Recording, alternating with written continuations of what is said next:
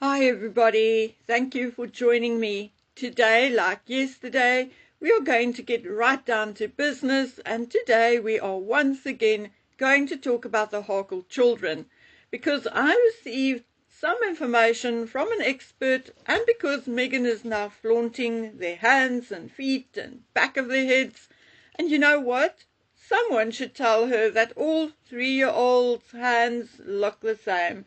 All 5-year-olds' hands and feet look the same, unless they have a long toe like Megan's.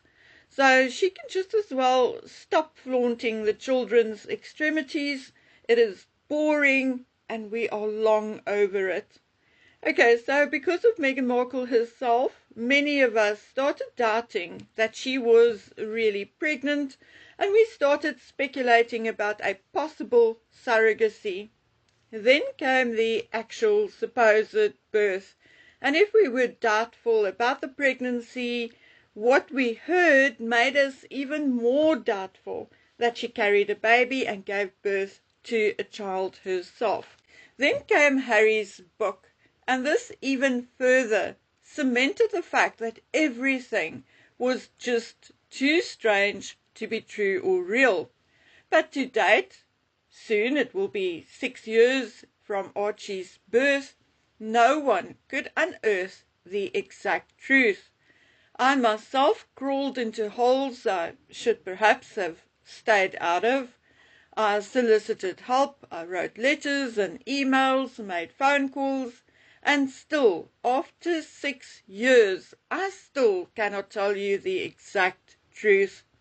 The best I can do after 6 years is to tell you what did not happen. And what did not happen is that Meghan or Rachel Meghan or Rachel Markle or Windsor or Mountbatten Windsor or Meghan Sussex did not give birth at the Portland. They did not enter through a private entrance and went up a secret lift, and did not give birth after 2 epidurals and was home in 2 hours. All of that did not happen, or none of it happened. I mean, not even a dog recovers that quickly from giving birth, and Meghan Markle is definitely not a fluffy rabbit. But those things we all know, and we have discussed ad nauseum. Also, the moment we thought we were about to open the door to the truth, it was as if a gust of wind would come and slam the door shut. So with NDAs and super injunctions and so on, we are not going to open that door easily.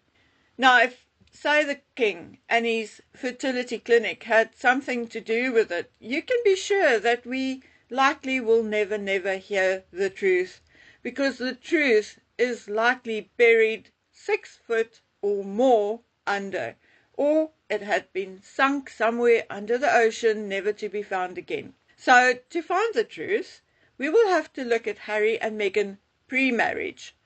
Why would Meghan have preferred not to go through a pregnancy herself?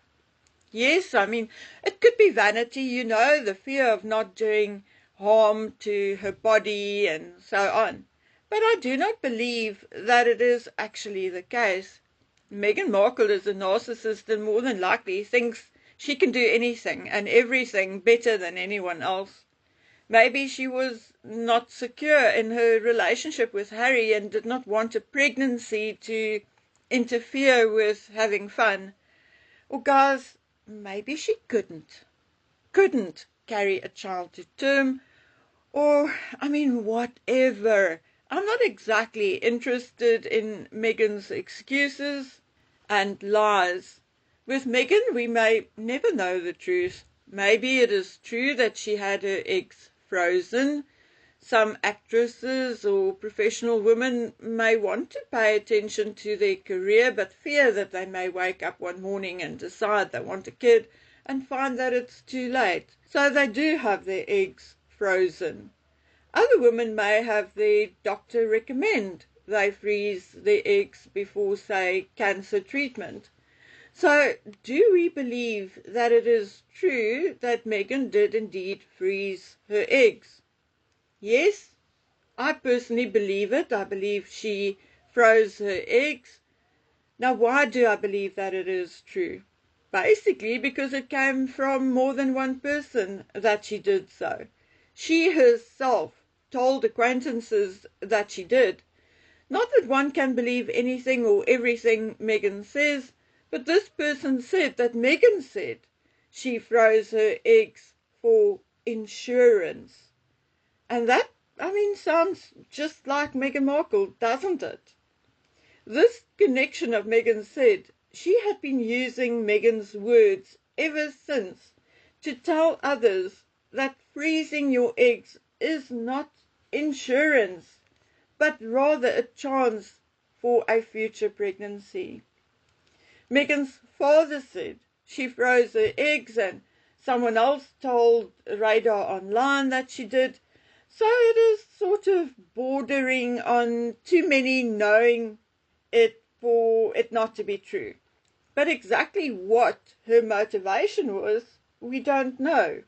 There is a story and an article which I saw with my own eyes stating that she had a hysterectomy in her late 20s. Now with Meghan, we never know what is true and what not. She has lied about so many things she has done, places she had been, that it almost feels like Meghan is living a dual life. One here on Earth and one in an alternate universe, because one person cannot possibly be in so many places, do so many different things in one 43-year lifespan. So would I put it past Meghan to lie and tell a women's magazine that she had a hysterectomy in search of attention? No, I wouldn't. Meghan is a tragedy whore. She loves drama and victim narrative. So I think it is quite possible that she would tell such a sad, dramatic story just to get the video published or get some attention. I mean, if she can call Prince or King Charles racist, that they took her passport away, but meantime she travelled all over the world, and God alone knows what else, tells me she could have done this as well. But did she lie, or did she tell the truth? Well, we don't know for sure. So regardless of whether she was unable to carry a child or not, it does appear to be true that she froze her eggs. Now, I've gone through the data of a viable pregnancy from frozen eggs before, but there's something else I did not know about. But let's just, before we get there, recap quickly. As you get older, obviously, they are more likely to harvest less and less eggs. We know Meghan separated from Trevor around about 2013, I think, 2013, 2014, and she allegedly had the egg retrieval and freezing the year after. So I assume the early part of 2015. I can sort of remember someone telling me round about February 2014 or 2015. I just cannot remember the year, but I sort of remember the month. At the time, she was basically 33. Now we know nothing about Meghan's health, her sexual health, etc. before she met Harry. We heard that she had a bit of a yachting background. We heard she had a few relationships and affairs, but how she conducted herself during all of this is really none of our business. Neither are her medical records, so we'll stick to statistics and not Meghan Markle herself. So at 33, 34, she should have been very fertile still. And it is possible that they could have harvested between 7 and 15 eggs, which is the norm, okay? We'll go with 10 just for easy mathematics. Megan got married at 36. Statistics tells us that if she had 10 eggs frozen, the live birth rate would be around 60%. Considering the woman is healthy, no endometriosis and so forth, and considering all 10 eggs were viable. So we are talking ideal circumstances. She became pregnant at 37, supposedly, which meant 50% of the 10 eggs could ideally result in a live birth under the ideal circumstances. So the short end of the tail is that she had, say, 5 to 6 eggs available, which could possibly result in a healthy pregnancy. That is, if she carried the fetus herself, which of course in our group we don't believe she did, and of course if she had a hysterectomy after she had the eggs frozen, she would not have been able to carry her own children. So did she freeze her eggs before the hysterectomy and therefore had to use a surrogate? Well, I'm starting to think that this could be a real possibility. But wait, it is not that easy. You see, the internet will tell you that with modern technology everything is hunky-dory and that those frozen eggs can last for over 55 years and maybe, and this is me being nice and positive, in the odd case that may indeed be true. But I'm told by an expert that this is most likely not the case. The longer the eggs remain frozen, the more viable ones you will lose. And here is the shock. The thing I learned. Fertilized eggs, in other words, an embryo, will last longer than an unfertilized egg. Again, when I heard this, I had to go read up on it. Yes, it is indeed true. Although, again, my expert tells me, yes, in an ideal world, under ideal circumstances, blah, blah, blah, blah, before he then went and lapsed into the technicalities of it all, which I will leave up to your imagination for now. So, it is a choice a woman makes. Freezing her eggs give her, say, a 50-50 chance of a pregnancy if she's healthy and her eggs remain healthy and so on. But despite the percentage, it is not a guarantee of a baby or even a pregnancy for that matter. So yes, during or after a divorce, a woman may decide to give husband number 2 a chance to have his own children and therefore freeze unfertilized eggs. Or she may decide to remain single and have fertilized eggs with a donor gamete frozen so that she has a bigger and better chance to maintain more embryos and have a bigger, better chance of a pregnancy. So what did Meghan Markle do? What did she decide? Could she have lied to Harry? Are both those children even his? I mean, we've been wondering whether the children are Meghan's, but are they Harry's? That is now the new question. I remember hearing a story that Harry was born with a minor issue around the male regions, and allegedly Diana had it fixed. Is that true? Now, who knows? Anyway, maybe the New Year's ball did not drop or something like that. But, when I heard it, it did not sound like something which could have made him infertile. I mean, many a little boy or born with, the New Year's ball that didn't drop in time. Anyway, so I looked up what it could have been, and unless it was much, much more serious, it was likely a minor inconvenience. Maybe that is why Diana at the time had both boys circumcised. I don't know. Maybe one of Diana's old friends will know, but really it is actually also in the category of none of our business.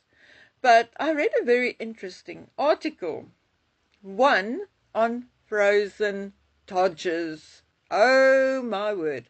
It depends on who you ask or where the doctor is based. Here in South Africa, for instance, we do not get the type of low temperatures as they do in North America, Antarctica and so forth. But you go ask a doctor in any of these freezingly cold parts of the earth and he can likely tell you a thing or two about frozen Todgers. You see, although precautions are taken, it is something which can and has indeed happened to long-distance or speed skiers. Now, in this article I read, it is allegedly, apparently, a very, very unpleasant experience. One champion skier told how he immediately put a heating pad on the nether regions. He said it was unbelievably painful when blood started rushing back into the ball and stick set. In the article it explains why it is so terribly painful, but in the case of this skier it was indeed very, very, very painful. But once the little man came back to life and had defrosted completely, the pain also started going away slowly but surely. But, guys, be warned, the pain can last for hours or even a few days. But, there's always a but. You see, it depends on how bad the frostbite is. You see, the first layer between you and the elements is indeed your skin. So if the set is red and inflamed and the skin looks like you sustained a burn, which technically you did, that skin may start to peel off. But underneath that skin is tissue. And if the skin is that badly injured, then it is possible that the tissue underneath had also been hurt or damaged. But guys, be brave, it can get worse. Again, depending on how long you had been out there. You see, if there was any frostbite on the balls and bells, then it could and would more than likely affect a man's swimmer count. So you see, there's that. Everything together, if we put it all together, did his issue as a toddler, his frostbite and allegedly a STD or two, if you put it all together, did that lead to infertility? Could it be that Megan had to obtain a donor, or could it be that it was just coincidence that she had fertilized eggs? You see, that is extremely important, and none of us have even spoken about it. We are very taken up and busy trying to find out whether there was a surrogacy, but whether there was a surrogacy or not, if IVF had been used, are those children even Harry's children? And that is more important than anything else. Even if they were born from Megan's body and they are not Harry's children, then they do not belong in the line of succession. Now look, my dear viewers, I think if the circumstances are right, adoption, IVF, surrogacy, etc., are all wonderful. A child going to a family who really wanted him or her, who went out of their way to have this child. And I mean this sincerely and with all my heart. A child is a child, a miracle regardless of how they came into the world. So I sincerely hope that one day when Archie and Lily happen across our speculations, they won't feel bad, but instead they should know that we cared and worried about them. Our fight is with the parents who lied to us, who made fools of us when all we wanted to do was bless and love these children. Now it's basically too late. We have lost interest in seeing them, but that does not mean that we have given up on trying to find the truth.